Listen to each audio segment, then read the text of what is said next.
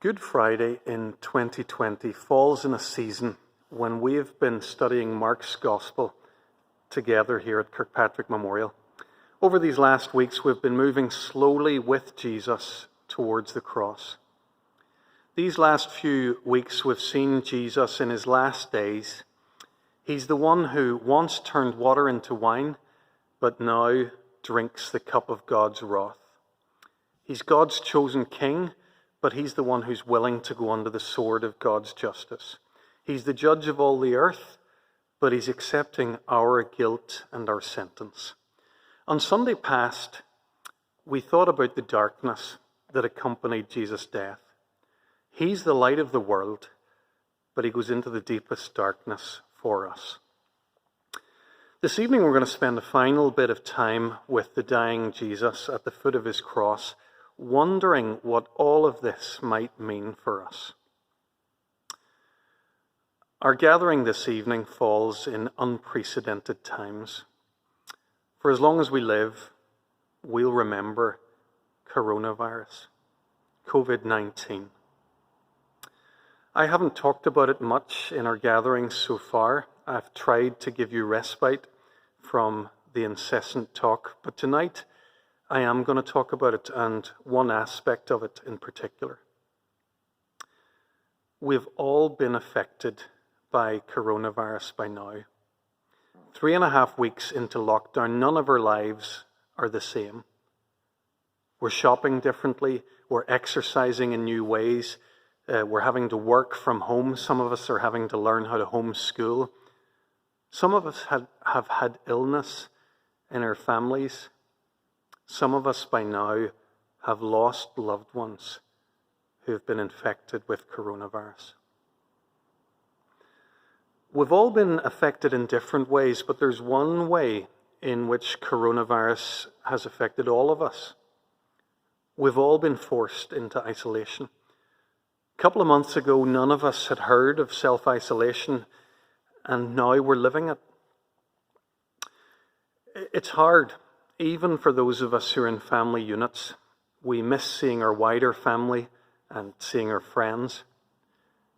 But it's particularly hard for anyone who lives alone. Theirs is a true self-isolation. Isolation leaves us feeling very alone. I've been reading a little bit over these last few weeks about people's experience of isolation. So I've read about a Scottish islander, a round-the-world sailor, a Benedictine monk, a submarine captain, and a polar scientist who spends 2 or 3 months a year on the Amundsen Scott station down at the South Pole. All of these people have been sharing their experiences of different kinds of isolation. I found the reflections of John, a bicycle courier from Manchester, self-isolating due to coronavirus, to be the most poignant. John says, not talking to real people can be difficult because you struggle to validate whether your thoughts are valid. He goes on to say, hearing people's voices makes you feel human.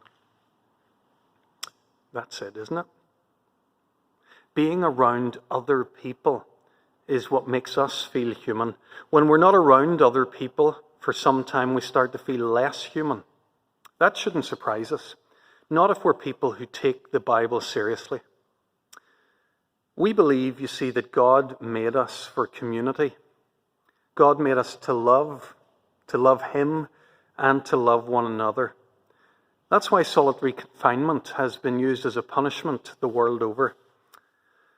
I was reminded of that just last week when I rewatched The Shawshank Redemption. It tells the story of a man imprisoned for nearly 20 years in a brutal jail. Among all the brutal punishments that were regularly visited on the inmates, one punishment was reserved for the worst of their crimes: time in the hole. A day, a week, occasionally even a month in solitary confinement. It's torture to be alone. Over the last few weeks, as we've allowed Mark to lead us toward the cross of Jesus Christ, we've seen Jesus suffer all sorts of hardships. He struggled in the garden, suffered a great miscarriage of justice. He was beaten and mocked by soldiers, and finally now nailed to a cross with 6-inch nails through his wrists and his ankles, and a wreath of thorns crushed into his skull. Jesus has suffered in lots of diverse and gruesome ways, but he's never complained. He's never raised his voice. He doesn't do that. He doesn't cry out or complain or raise his voice until the very end, whenever the physical suffering's actually almost over. When he finally cries out, he doesn't cry out about his physical suffering. It's not, "Oh, my hands, my feet, my back's killing me. Help me, I'm suffocating." It's none of these. What is it that causes Jesus to cry out? What's the ultimate suffering for Jesus? Mark tells us in verse 34. At 3 p.m, Jesus cried out in a loud voice, "Eloi, Eloi, lama sabachthani," which means, my God, why have you forsaken me?" Why is Jesus crying out? Because he's been abandoned by the Father. That's the ultimate form of suffering for him. It's torture to be alone.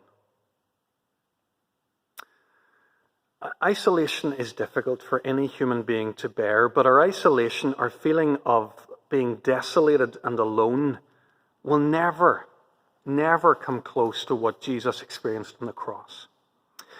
You see, a person's sense of isolation and desolation depends on the quality of the relationship that they have lost. Think about it for a second. If I've conducted a church service here at Kirkpatrick Memorial, and a visitor, a total stranger, comes to me in the vestibule at the end of the service, and if that visitor says, "That was rubbish, you're a joke, I'll never be back," I'd find that hurtful. But I'd get over it pretty quickly because I've no relationship with that person. But if someone else who's been a member of the congregation for years, with whom I've laughed and cried, with whom I've worked and prayed together, if they come to me and say, "Christoph, I've been part of this community that you lead, and quite frankly, I don't like it anymore. I've had enough of you." That'll be much harder to hear.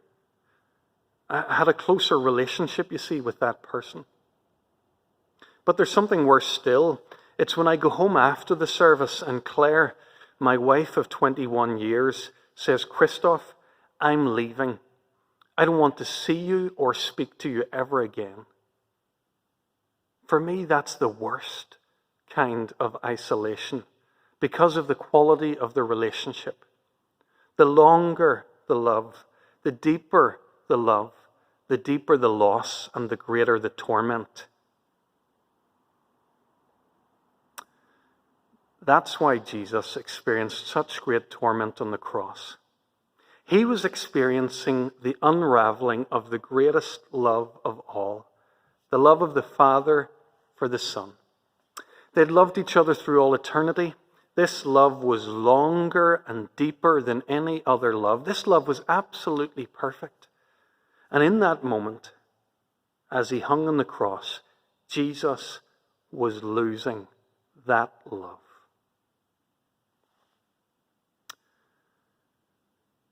We've said it over and over again these last few weeks.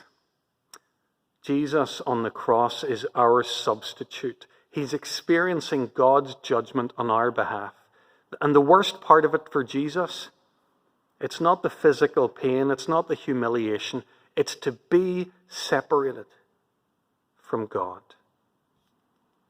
For Jesus, it's torture to be alone. Let's pause for a moment and reflect on the Father's deep love and the Son's isolation. How great the pain of searing loss. The Father turns his face away. Let's sing, How Deep the Father's Love for Us.